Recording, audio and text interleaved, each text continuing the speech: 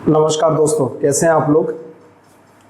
हम लोग भारतीय राज्य व्यवस्था का अध्ययन कर रहे हैं और उसी क्रम में आज हमारा एक नया टॉपिक शुरू होगा और वो है मौलिक अधिकार या मूल अधिकार। महत्वपूर्ण टॉपिक है ये और इससे अच्छे क्वेश्चंस बनते हैं, तो इसके एक एक अनुच्छेद को आप लोग ध्यान से समझिएगा। और जैसे मैं हर लेक्चर में कहता हूँ, हर क्लास में कहता हूँ अपनी, कि नोट्स ज़रूर बनाइएगा। सिर्फ सुनकर ही कोई चीज़ मत छोड़ दीजिए, नोट्स जरूर बनाइए, लिखिएगा जरूर। और मैं आपको नोट पॉइंट वाइज बनवा रहा हूँ, आप उसके अनुसार बनवाते रहें, ठीक है। तो आप लोग शीर्षक डाल दीजिएगा मौलिक अधिकार, शीर्षक दे दीजिएगा मौलिक अधिकार। और ये जो मौलिक अधिकार है, इसका जो वर्णन किया गया है या इसके बारे में जो उपबंध किए गए हैं वो भारत के संविधान के भाग 3 में किए गए हैं और अनुच्छेद 12 से लेकर 35 तक इनका वर्णन किया गया है। तो आप लोग लिख लीजिएगा कि भारत के संविधान में मौलिक अधिकारों का उल्लेख भाग 3 में अनुच्छेद 12 से लेकर 35 में किया गया है। अनुच्छेद 12 से लेकर 35 में किया गया है। दूसरा पॉइंट लिखिएगा, मूल संविधान में 7 मौलिक अधिकार थे, 7 यानी कि 7 मौलिक अधिकार थे, किंतु वर्तमान में 6 मौलिक अधिकार हैं। किंतु वर्तमान में 6 मौलिक अधिकार हैं, 6 मौलिक अधिकार हैं। इसी में कंटिन्यूस करके लिखिएगा, एक मौलिक अधिकार को 44वें संविधान संशोधन अधिनियम के द्वारा 1978 में स्थानांतरित करके, मतलब यहां से हटाया मूल अधिकार से और स्थानांतरित करके अनुच्छेद 300A या 300 का में अब ये कानूनी अधिकार के रूप में 300 का में कानूनी अधिकार के रूप में संपत्ति के अधिकार को रख दिया गया। कानूनी अधिकार के रूप में संपत्ति के अधिकार को रख दिया गया। संपत्ति का अधिकार 1978 से पहले मौलिक अधिकार था, मूल अधिकार था, लेकिन अब ये 300 का के अंतर्गत एक कानूनी अधिकार बना दिया गया है। दोनों में अंतर क्या है हम समय आने पर बताएंगे आपको। तो ये 2 पॉइंट हो गया। तीसरा पॉइंट लिखिएगा आप लोग मौलिक अधिकार में, इसको हम मौलिक अधिकारों को अमेरिका के संविधान से प्रेरित होकर लिया गया है। मौलिक अधिकारों को अमेरिका के संविधान से प्रेरित होकर लिया गया है,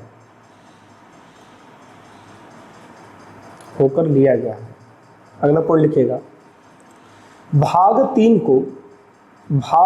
को भारत के संविधान का मैग्ना कार्टा कहा जाता है। भाग 3 को भारत के संविधान का मैग्ना कार्टा कहा जाता है। अब ये मैग्ना कार्टा क्या है तो आपको मैं बता दूं, इंग्लैंड में वहां के नागरिकों ने 1214-15 के करीब एक आंदोलन किया था और कहा गया कि व्यक्ति को मानव होने के नाते कुछ अधिकारों की आवश्यकता है, वो अधिकार हमको मिलने चाहिए। जब ये मांग उठी और जब मांग उठने पर वहाँ के राजा ने इसको संज्ञान में लिया तो 1215 में उन लोगों के लिए, मतलब नागरिकों के लिए एक अधिकार पत्र दिया जिसमें कुछ अधिकारों का वर्णन किया गया था और उसका नाम लिखा गया मैग्ना कार्टा, जिसको अधिकार पत्र कहा जाता है। यानी कि राजा के द्वारा वहाँ की प्रजा के लिए कुछ अधिकारों का उल्लेख करते हुए एक दस्तावेज दिया गया था जिसको मैग्ना कार्टा कहा जाता है। और भारत के संविधान में भी भाग 3 के द्वारा नागरिकों को अधिकार प्राप्त हैं, इसलिए इसको भी भारत के संविधान का मैग्ना कार्टा कहा जाता है। ठीक है, नेक्स्ट पॉइंट लिखिएगा, ये राज्य के विरुद्ध प्राप्त होते हैं। मैं इस पॉइंट को भी समझाऊंगा आपके लिए। ये राज्य के विरुद्ध प्राप्त होते हैं। अगला पॉइंट लिखिएगा, लिख लीजिए पहले फिर समझाता हूं। ये राज्य के विरुद्ध प्राप्त होते हैं। अगला पॉइंट लिखिएगा, इनकी प्रवृत्ति या इनकी प्रकृति नकारात्मक होती है। इनका जो नेचर होता है, इनकी जो प्रकृति होती है वो कैसी होती है, नकारात्मक होती है। हालांकि सारे अनुच्छेदों की नकारात्मक नहीं है, लेकिन अधिकांश की नकारात्मक है, तो ओवरऑल हम लोग नकारात्मक कह देते हैं। इन अनुच्छेदों की प्रकृति या इस भाग की प्रकृति नकारात्मक है। अगला पॉइंट लिखिएगा, इनको सुप्रीम कोर्ट के द्वारा गारंटी प्रदान होती है। इनको सुप्रीम कोर्ट ब्रैकेट में संविधान के द्वारा गारंटी प्रदान होती है, द्वारा गारंटी प्रदान होती है। देखिएगा नेक्स्ट पॉइंट लिखिएगा, मूल अधिकारों का रक्षक सुप्रीम कोर्ट होता है। मूल अधिकारों का रक्षक सुप्रीम कोर्ट होता है। अगर इसका हनन किया जाएगा तो सुप्रीम कोर्ट इसकी रक्षा करने के लिए तैयार रहेगा। हालांकि 226 के तहत हाई कोर्ट भी जा सकते हैं, लेकिन 12 से लेकर 35 में अनुच्छेद 32 है जो यह बताता है कि मौलिक अधिकारों के हनन पर हमको सुप्रीम कोर्ट की शरण लेनी चाहिए। ठीक है, तो इसका संरक्षक कौन है, सुप्रीम कोर्ट है। नेक्स्ट लिखिएगा, ये अधिकार वाद योग्य है। ये अधिकार वाद योग्य है। ये अधिकार वाद योग्य है, या जिस पर आप न्यायालय जा सकते हैं, इनके हनन पर आप न्यायालय जा सकते हैं, ये वाद योग्य है। ठीक है, मैंने एक पॉइंट छोड़ दिया था यहाँ पर कि मैंने बताऊंगा कि इनको राज्य के विरुद्ध क्यों प्राप्त होता है। देखिए, राज्य के विरुद्ध प्राप्त होने का कारण क्या है, किसी व्यक्ति का, मान लीजिए कोई भी नागरिक है, कोई भी व्यक्ति है, कोई भी मानव है, उसका शोषण कौन कर सकता है? क्या एक व्यक्ति दूसरे व्यक्ति का शोषण कर सकता है? मान लीजिए क्या मैं आपका शोषण कर सकता हूं? अगर मान लीजिए मैंने कुछ आपके साथ किया तो आप ईंट उठाओगे, मेरे सिर पर मार दोगे, कहानी बराबर हो जाएगी। शोषण वो कर सकता है जिसके पास अधिकार हो, जिसके पास कुछ पावर हो। और पावर किसके पास होती है? राज्य के पास होती है, क्योंकि उसके बाद पुलिस होती है, सेना होती है, कर्मचारी होते हैं, तो वो आपका शोषण कर सकता है, आपके अधिकारों का हनन कर सकता है। एक सिपाही आकर आपको लठ मार सकता है, हालांकि बाद में आप जाते हैं ये कोर्ट वगैरह जो भी कुछ करना है, लेकिन मार सकता है और आप उल्टा उस पर आक्रमण नहीं कर सकते। यानी कि शोषण कौन करता है? राज्य करता है। जब राज्य शोषण करता है तो शोषण से रक्षा के लिए कुछ हथियारों की आवश्यकता है। अब ये हथियार क्या होंगे और कौन प्रदान करेगा? ये अधिकार होंगे, ये हथियार होंगे अधिकार, जिनकी आप दावेदारी कर सकते हैं, और उन दावेदारी के आधार पर इसको दिया जाता है संविधान के द्वारा, और इसकी रक्षा की जाती है सुप्रीम कोर्ट के द्वारा। यानी कि वो हथियार है राज्य के विरुद्ध जो आपको अपने शोषण से अपनी रक्षा करने के लिए प्रदान किए जाते हैं संविधान के द्वारा। क्लियर हुआ? वाद योग्य के अर्थ है कि आप इनके हनन पर किसी भी कोर्ट की शरण ले सकते हैं, विशेषता 226 के तहत हाई कोर्ट की और 32 के तहत सुप्रीम कोर्ट की। यहां तक बात समझ में आ गई मेरे आपके? ठीक है, अब लिखिएगा अनुच्छेद 12। अब हम आर्टिकल 12 से अपनी कहानी को प्रारंभ करते हैं। अनुच्छेद 12। अनुच्छेद 12 कहता है राज्य क्या है, अर्थात राज्य की परिभाषा बताता है अनुच्छेद 12 कि राज्य है क्या, राज्य क्या है।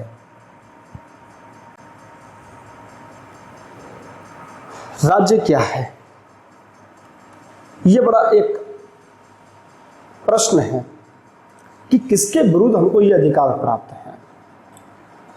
तो कुछ पॉइंट्स में यहां लिख रहा हूं, वो स्पष्ट है। दूसरी एक चीज आएगी वो मैं आपको समझा दूंगा। लिख लीजिएगा, आप यहां पर ही लिख लीजिएगा। पहला पॉइंट लिखिएगा, केंद्रीय विधानमंडल,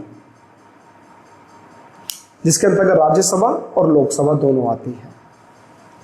केंद्रीय कार्यपालिका, केंद्रीय विधानमंडल,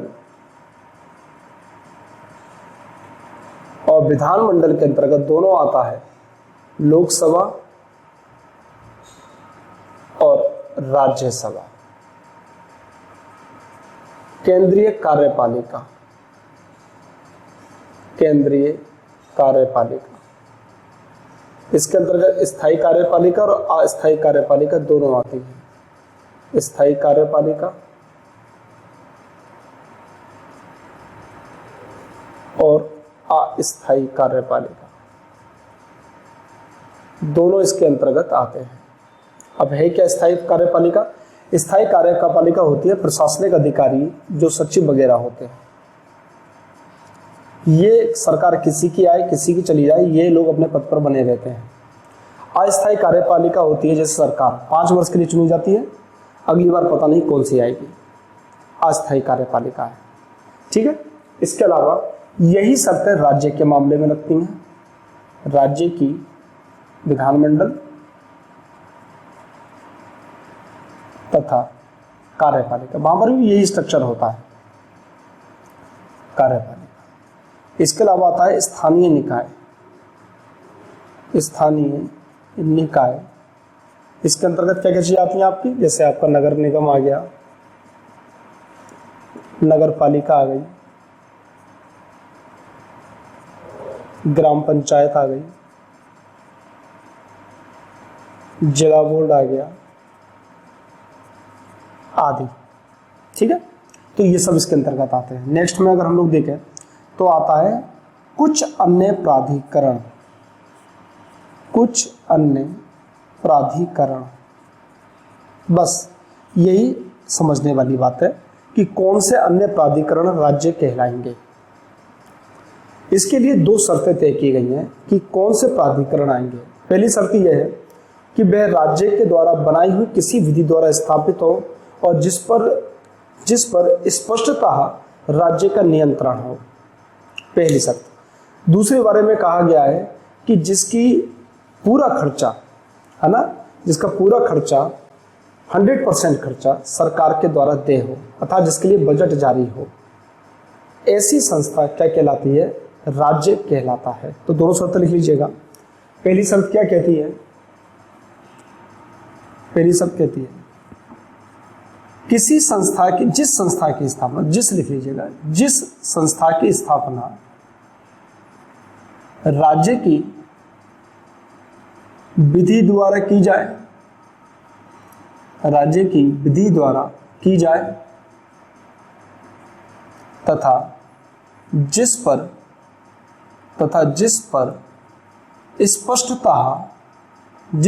स्पष्टतः राज्य का नियंत्रण हो, राज्य का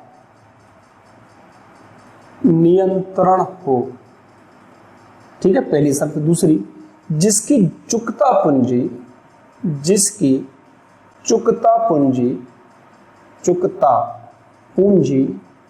100% 100% राज्य द्वारा देय हो, राज्य द्वारा देय हो।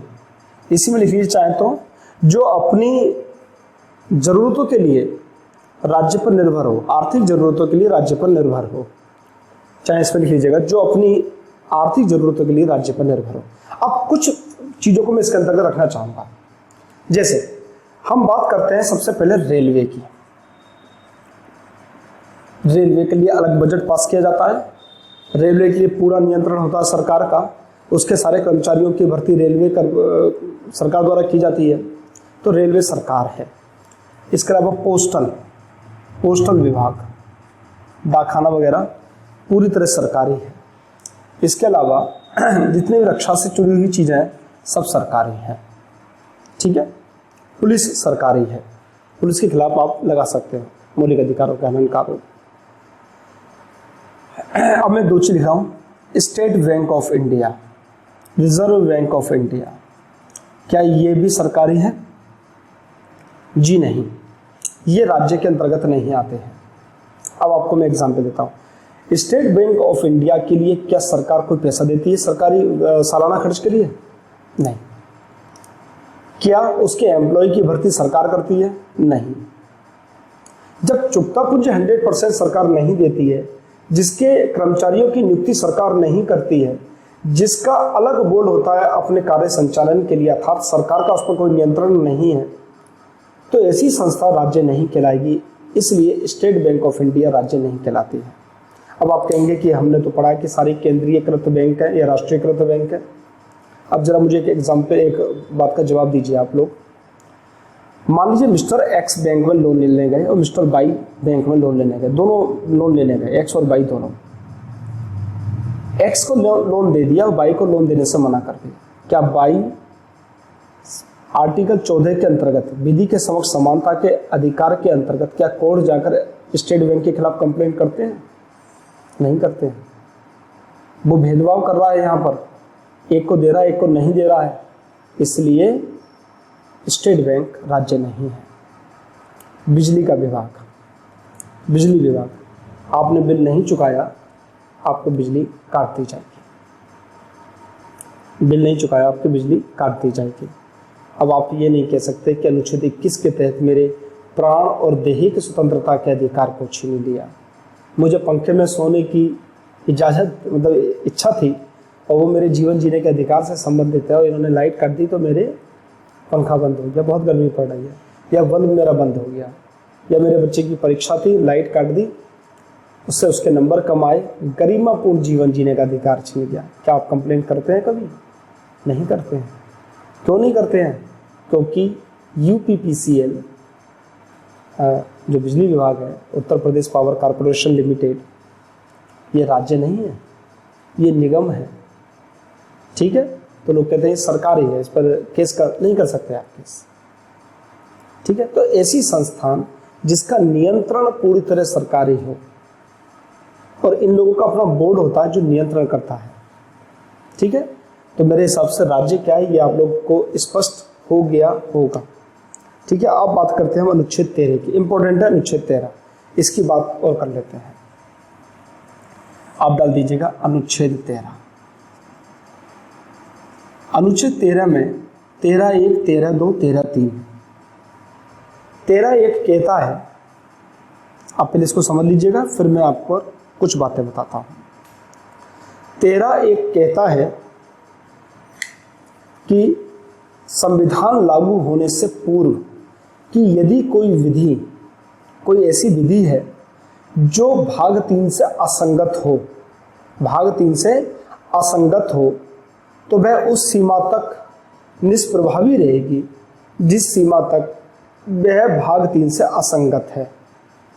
अगर मान लीजिए, क्योंकि आपको मालूम है कि भारत के संविधान में अधिकांश चीज़ें, लगभग 65 से 70% चीज़ें संविधान पूर्व की, मतलब आज़ादी से पूर्व की, 1935 भारत शासन अधिनियम से काफ़ी कुछ लिया गया है, और उससे पहले के भी काफ़ी काली नियम चलते रहे हैं, जैसे IPC, CRPC, ये सब पहले के हैं। अगर इसमें किसी विधि का, किसी कानून का उल्लेख, किसी कानून का उल्लेख इस प्रकार है कि वह मौलिक अधिकारों का उल्लंघन कर रहा है, तो उस विधि का वो भाग उस सीमा तक निष्प्रभावी रहेगा जिस सीमा तक वह किसी भी मौलिक अधिकार का उल्लंघन कर रहा हो। मान लीजिए कोई विधि बनी हुई है जिसके 5 सब क्लोज हैं। इस सब क्लोज का ये वाला पार्ट ऐसा है जो मौलिक अधिकारों का उल्लंघन कर रहा है, तो इसको निष्प्रभावी कर दिया जाएगा, बाकी 4 प्रभावी रहेंगे। इसको निष्प्रभावी कर दिया जाएगा, बाकी 4 प्रभावी रहेंगे। इसी के साथ निकलता है आच्छादन का सिद्धांत, अर्थात ग्रहण का सिद्धांत, अर्थात डॉक्ट्रिन ऑफ इक्लिप्स। आच्छादन का अर्थ है ढक देना, आच्छादित कर दिया। ग्रहण में भी तो यही होता है, आच्छादित हो जाता है। अब जब ये वाला पार्ट भाग 3 से मेल नहीं खाता था, मौलिक अधिकार का उल्लंघन करता था, तो ये जिंदा तो है, संविधान में तो है, लेकिन इसको ढक दिया गया, अर्थात इसको निष्प्रभावी कर दिया गया। ये बात कह रहा है संविधान पूर्व की किसी विधि के लिए, संविधान पूर्व की किसी विधि के लिए।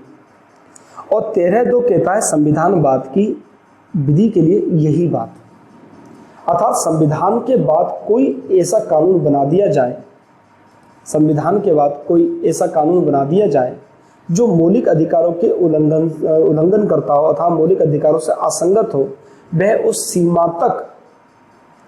सीमा तक निष्प्रभावी रहेगा जिस सीमा तक वह मौलिक अधिकारों का उल्लंघन कर रहा है। तो 13(1) संविधान पूर्व की विधियों के लिए यह वाली बात कहता है, और 13(2) संविधान बाद की विधियों के लिए यह वाली बात करता है। ठीक है, अगर कोई ऐसी विधि बनाई जाए जो मौलिक अधिकारों का उल्लंघन कर रही हो, 13(1) संविधान पूर्व, 13(2) संविधान के बाद की, अर्थात 26 जनवरी 1950 के बाद की किसी भी विधि पर 13(2) लागू होता है, और 26 जनवरी 1950 से पहले की किसी भी विधि पर 13(1) लागू होता है।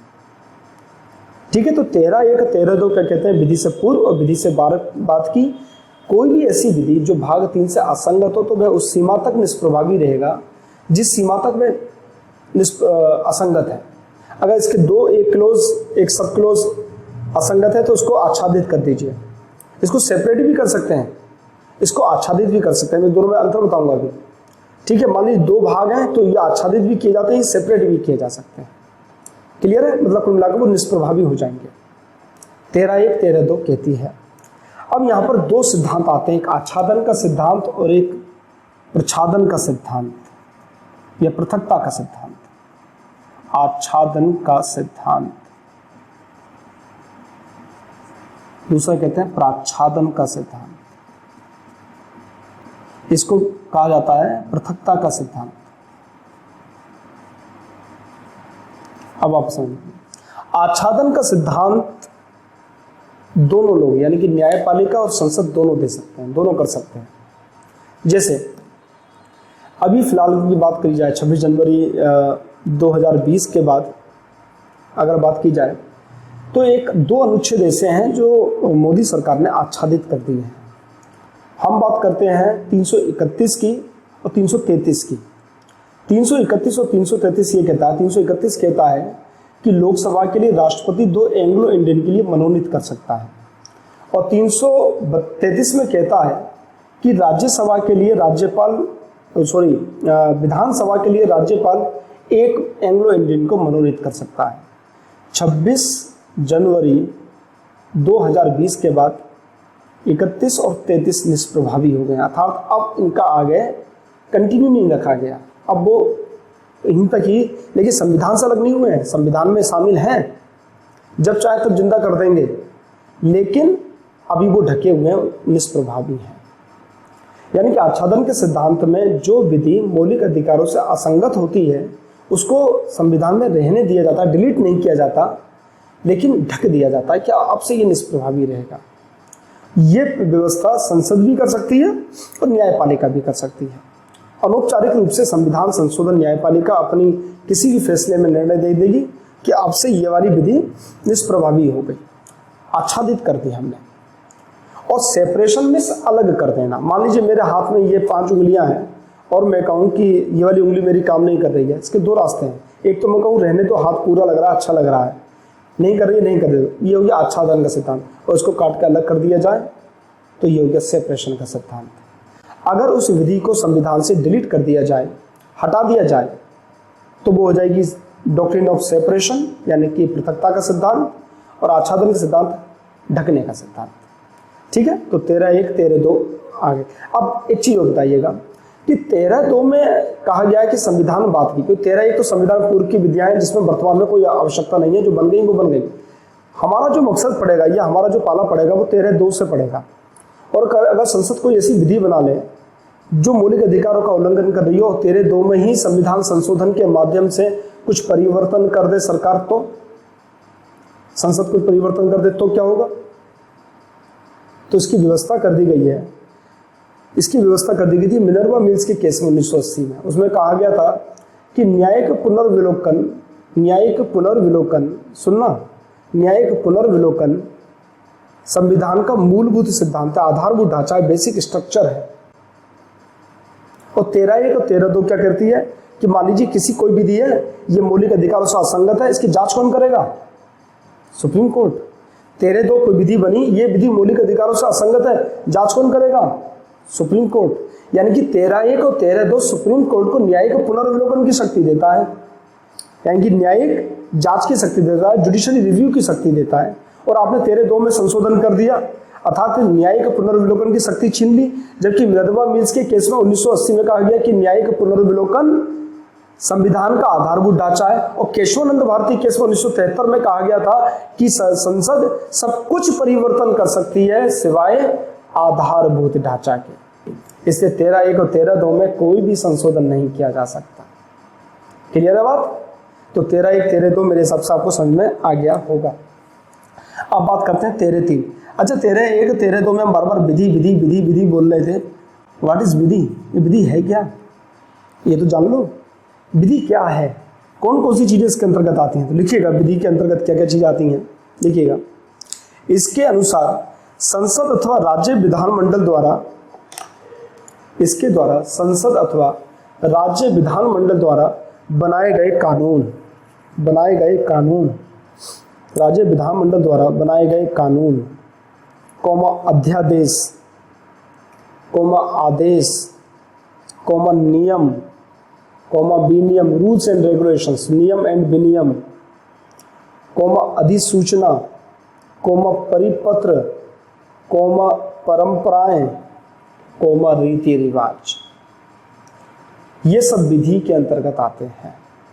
ये सब विधि के अंतर्गत आते हैं। ठीक है, तो यहाँ तक मेरे हिसाब से बात समझ में आई होगी। तो 13(3) विधि क्या है इसके बारे में बात बताता है। अब बात करते हैं 13(4) की। 13(4) को शामिल किया गया था प्रथम संविधान 13(4) को शामिल किया गया था 24वें संविधान संशोधन के द्वारा 1971 में। क्या थी व्यवस्था समझ लीजिएगा। 368 और 13(3) के बीच में लड़ाई थी। किस संसद द्वारा 368 के अंतर्गत किया गया संविधान संशोधन क्या अनुच्छेद 13(3) के अंतर्गत विधि माना जाएगा या नहीं माना जाएगा। तो गोलकनाथ वाले केस में यह व्यवस्था की गई थी कि संविधान संशोधन जो संसद द्वारा किया गया है वो 13(3) के अंतर्गत विधि माना जाएगा।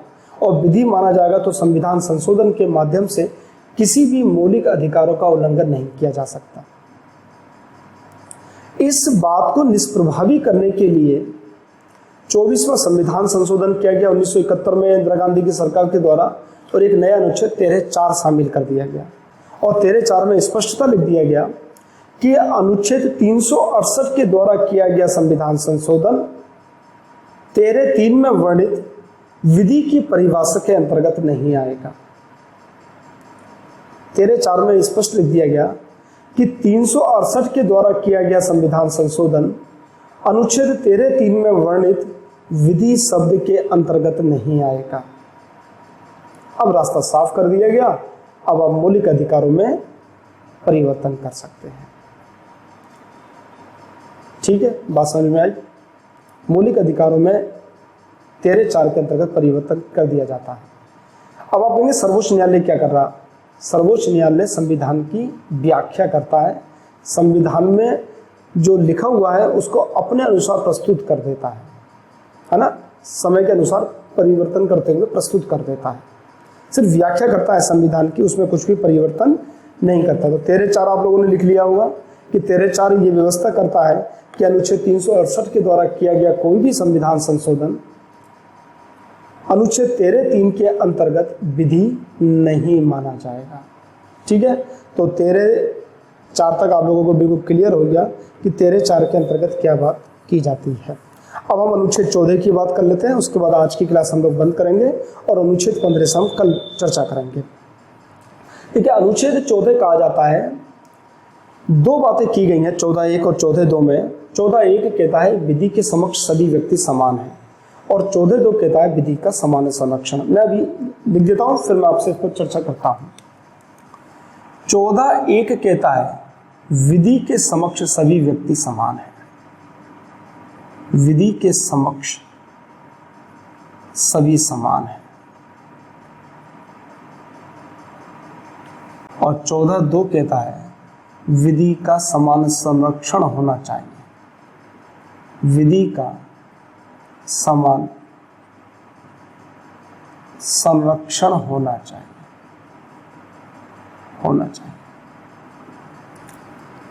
जो विधि के समक्ष समानता की बात करता है ये ब्रिटेन के संविधान से लिया गया है, और समान संरक्षण वाली बात अमेरिका के संविधान से ली गई। अब मैं आपसे एक प्रश्न पूछता मान लीजिए आपके परिवार में या मेरे परिवार में कोई एक भाई दिव्यांग है, और आपके पिताजी कहें कि आज सभी को 3-3 बाल्टी पानी भरना है नल से, ये नियम है, और 14(1) के अंतर्गत सभी को समान रूप से कार्य करना पड़ेगा।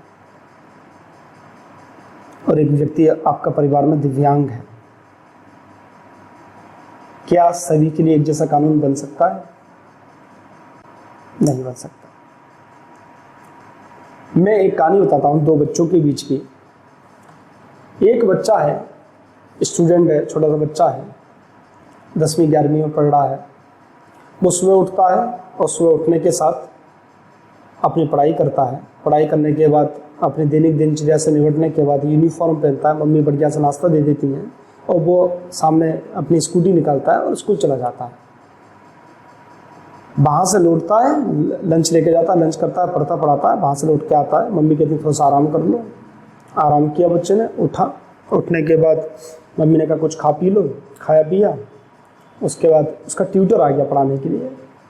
उन्होंने एक पंखा चल रहा है, लाइट जाने पर इन्वर्टर की सुविधा है, वहाँ बैठकर उन्होंने पढ़ाई करी।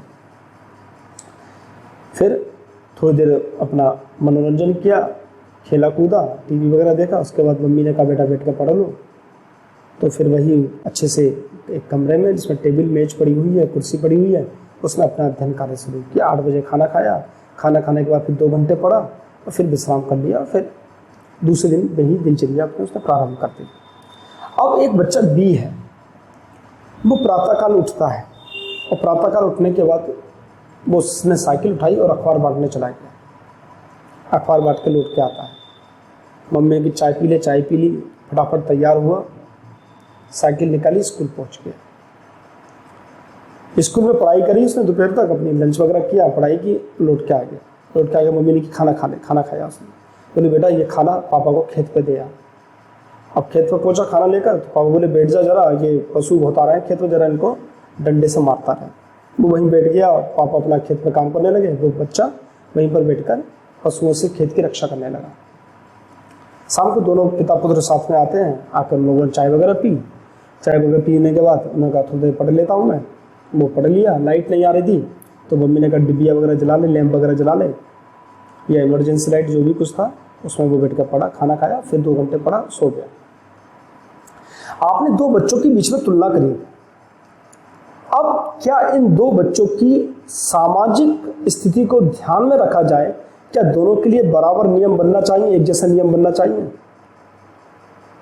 और प्रश्न पूछता हूं मैं आपसे, मान लीजिए एक महिला है जिसकी अपनी कुछ बायोलॉजिकल प्रॉब्लम्स है, प्रेग्नेंट है और उसको अवकाश चाहिए। पुरुष कहे कि 14(1) के अंतर्गत विधि के समक्ष सभी समान हैं, तो इसको क्यों 2 महीने या 3 महीने की मैटरनिटी लीव दी जा रही है? मुझको भी पैटर्निटी लीव दीजिए उतनी, मैं भी तो पिता बन रहा हूं। क्या ये 14(1) के अंतर्गत विधि के समक्ष समानता होगी? क्या दोनों बराबर हैं? कुछ अंतर है क्या उनमें? जी बिल्कुल। अब आ जाइए, एक और एग्जाम्पल ले लीजिए। एक व्यक्ति है, वो लगभग 1 लाख सवा लाख रुपए महीने सैलरी पाता है, लगभग 10-12 लाख रुपए उसकी सालाना इनकम होती है। उस पर 25% 30% का इनकम टैक्स स्लैब लग जाता है। और एक कर्मचारी है जिसको 4.5 लाख रुपए सालाना इनकम है, वो इनकम टैक्स के दायरे से बाहर है। तो जो 25% 30% दे रहा है, वो कहेगा 14(1) के अंतर्गत संविधान में व्यवस्था की गई है कि सभी को एक जैसा निगाह से देखा जाना चाहिए। ना कोई राजा है, ना कोई रंक है, ना कोई राष्ट्रपति है, ना कोई और कोई भिखारी है या कोई और नीचा व्यक्ति है, सब बराबर होना चाहिए। तो क्यों मैं ज्यादा टैक्स दूं और क्यों ये कम टैक्स दे? क्या दोनों बराबर है? क्या आपके अनुसार ये होना चाहिए? नहीं होना चाहिए। यानी कि ग्रुप बनाया जाना चाहिए और ग्रुप के आधार पर डिसाइड होना चाहिए कि किस वर्ग को कितनी सहूलियत दी जाए, कितनी छूट दी जाए।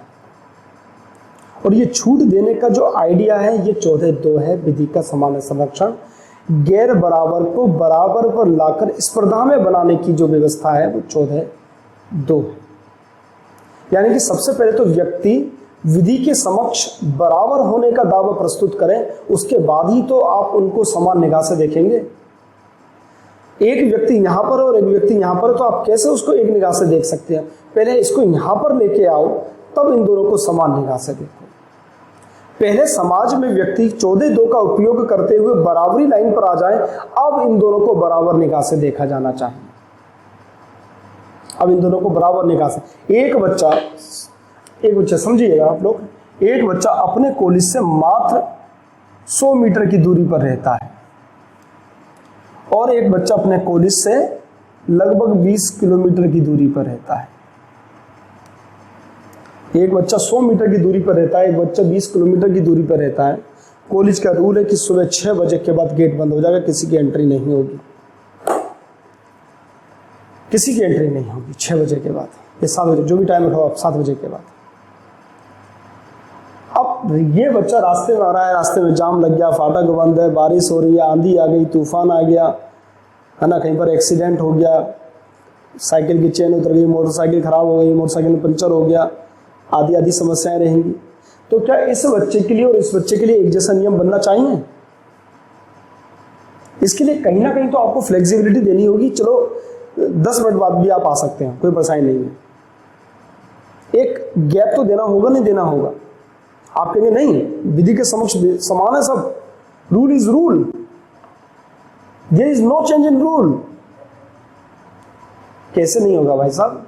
वो 24 किलोमीटर दूर से आ रहा है, 20 किलोमीटर दूर से आ रहा है, आपको उसकी समस्या समझनी होगी, आपको उस महिला की समस्या समझनी होगी, आपको उस बच्चे की समस्या समझनी होगी जो खेतों में काम करता है, आपको उस बच्चे की समस्या समझनी होगी जो दिव्यांग है। आप इनकी समस्याओं को कैसे नजरअंदाज, अगर आप घर के पिता हो, आप घर के बड़े हो, तो क्या आप सभी बच्चों को एक समान मानोगे? क्या अपनी रात को लड़की को कहोगे रात को 1 बजे जा, तू बाजार से ये लेके आ या ये कर? नहीं कर सकते ना आप, क्योंकि आपको मालूम है कि किसमें कितनी क्या कहेंगे हम लोग, योग्यता है, योग्यता नहीं, नेचर के द्वारा किया हुआ कुछ विशेष बात है। आप बात समझ रहे हैं? आप ये कहते हैं अपने घर में कि सरकार के लिए जाति, धर्म, लिंग के आधार पर कोई विभेद नहीं होगा। 50 किलो की बोरी लड़का भी उठा, 50 किलो की बोरी लड़की भी उठाएगी। कैसे उठा लेगी? क्योंकि नेचर ने उसको इतनी फिजिकली स्ट्रेंथ दे न रखी है कि वे 50 किलो की बोरी उठा सके। पुरुष को दे रखी है, पुरुष उठाएगा। आप कहेंगे पुरुषों से अन्याय हो रहा है, अन्याय नहीं हो रहा है, बस गैर बराबर को बराबर पर लाने का प्रयास किया जा रहा है। आप एक जैसा रूल नहीं बना सकते सभी के लिए, और एक जैसा रूल नहीं बना सकते, ये बात कहता है 14(2) विधि का समान संरक्षण। जिसको उंगली पकड़कर उठाने की आवश्यकता है उसको उंगली पकड़कर उठाइएगा, उस स्थान तक लेकर आइएगा, जब ये बराबर हो जाए तब 14(1) लगाकर विधि के समक्ष समानता लगा दीजिए। लेकिन एक वर्ग के अंतर्गत एक जैसा रूल होना चाहिए, इसके बीच कुछ नियम है कि आपने 14(2) के आधार पर अगर कुछ आरक्षण दिया है, कुछ संरक्षण दिया है, तो वह तर्क संगत होना चाहिए, वो युक्ति युक्त होना चाहिए, और जिस उद्देश्य के लिए किया जा रहा है उस उद्देश्य के साथ उसका सीधा संबंध होना चाहिए, तब तो ये सही है। वरना आपका जो पक्षपात है ये पक्षपातपूर्ण हो गई, यह कहलाएगा। इसलिए कहा जाता है कि 14 स्वेच्छा, सरकार की स्वेच्छाचारिता पर लगाम भी लगाता है। स्वेच्छाचारिता, हम अपनी मर्जी से कुछ भी कर लें, उस पर लगाम लगाने का काम 14 भी करता है। 14 कहता है आप सब कुछ नहीं कर सकते, आपने जो आरक्षण या संरक्षण दे रखा है ये युक्ति युक्त होना चाहिए। जैसे मैं एग्जाम्पल के तौर पर दूं कि हम लोगों ने इनकम टैक्स का स्लैब बना रखा है, ये इनकम के आधार पर बना रखा है, ये युक्ति युक्त है। जो ज्यादा कमा रहा है वो ज्यादा टैक्स देगा। पुलिस सरकार भी कह रही है कि भाई ज्यादा कमाने वालों को भी तो हम चोर, डाकू, बदमाशों से रक्षा कर रहे हैं, तो उनको ज्यादा टैक्स भी देना चाहिए। एक गरीब की झोपड़ी में चोर क्या लेने जाएगा, है ना? तो हाँ, फिर मैं कह रहा था कि अगर मान लीजिए हम लोगों ने इनकम के आधार पर करा है, इसको अगर हम किसी और आधार पर कर दें कि मोटापे के आधार पर कर दें, लंबाई के आधार पर कर दें, तो इसका अर्थ तो नहीं कि इतने लंबाई वाला होगा तो टैक्स देगा, इससे कम होगा तो टैक्स देगा नहीं। तो सचिन तेंदुलकर तो टैक्स से फ्री हो जाएंगे, चाहे करोड़ों अरबों कमाए, छोटे हैं या जो छोटे लोग हैं वो बच जाएंगे, है ना? तो हम एक जैसा तर्क संगत होना चाहिए, युक्ति युक्त होना चाहिए, और जिस उद्देश्य लिए किया जा रहा है उसके साथ इसका सीधा संबंध होना चाहिए। तो ये कहलाता है 14(1) और 14(2)। मेरे हिसाब से आपको क्लियर हो गया होगा। अगर क्लियर ना हुआ हो, मैं फिर भी कहता हूँ कि मेरा व्हाट्सएप नंबर मेरी प्रीवियस वीडियोस में है, वहाँ से आप ले लीजिएगा और मुझे भेज दीजिएगा व्हाट्सएप करके, मैं आपको, या मुझे कॉल कर लीजिएगा, मैं आपको एक्सप्लेन कर दूंगा। ठीक है, मैं आपको एक्सप्लेन कर दूंगा। तो कहीं कोई परेशानी नहीं है, चाहे लिखना चाहे आप लिख लें, जो पहली बार इस वीडियो को देख रहे हैं वो लोग लिखना चाहें लिख सकते हैं। लिख लीजिएगा 9457853933। तो ये कुछ मेरा मोबाइल नंबर है, और आप जब चाहें तो मुझसे इस संबंध में प्रश्न पूछ लेंगे। लेकिन इसमें भी कुछ छूट प्रदान की गई है कुछ लोगों के लिए, जैसे राष्ट्रपति और राज्यपाल के लिए, क्योंकि इनके खिलाफ जब तक ये पद पर बने रहते हैं इनके खिलाफ कोई आपराधिक मुकदमा नहीं हो सकता। दीवानी में सिर्फ इनसे पूछताछ की जा सकती है, वो भी 60 दिन पहले नोटिस दिया जाए, और जिसने शिकायत करता है उसका नाम बताया जाए, शिकायत की प्रकृति बताई जाए, शिकायत है क्या वो बताई जाए, तब दीवानी मामले में पूछताछ की जा सकती है। आपराधिक मामले में ना पूछताछ होगी, ना गिरफ्तारी होगी, ना इनके खिलाफ कोई नोटिस जारी होगा, इनके खिलाफ कोई न्यायपालिका काम नहीं कर पाएगी जब तक ये पद पर बने हुए हैं। पद के बाद किया जा सकता है, ठीक है, पद पर रहते हुए नहीं होगा, पद पर रहने के बाद किया जा सकता है। इसके अलावा महिलाओं को कुछ सुविधाएं दी गई हैं, महिलाओं को छूट दी गई है। इसके अलावा जो राजनयिक है, जो दूसरे देशों से हमारे देश में आते हैं, राजदूत आते हैं, उनके लिए भी कुछ छूट दी गई है। प्रेस के लिए यानी कि लाइव प्रसारण कर दिया जाए तो उसके लिए छूट दी गई है। इसके अलावा सदन के अंदर से सदन के सदस्य हैं वो उनको वाक और अभिव्यक्ति के अंतर्गत अगर वो किसी के खिलाफ कोई टिप्पणी कर देते हैं तो मानहानि का मुकदमा या उनको रिकॉर्ड में नहीं रखा जाता। छूट है कि वो अंदर वो बोल सकते हैं, उन्हें बोलने की स्वतंत्रता है। इसके अलावा एक व्यवस्था और की गई थी कि 39B और 39C जो कि डायरेक्टिव प्रिंसिपल स्टेट पॉलिसीज के अंतर्गत आते हैं, राज्य के नीति निर्देशक तत्वों के अंतर्गत आते हैं।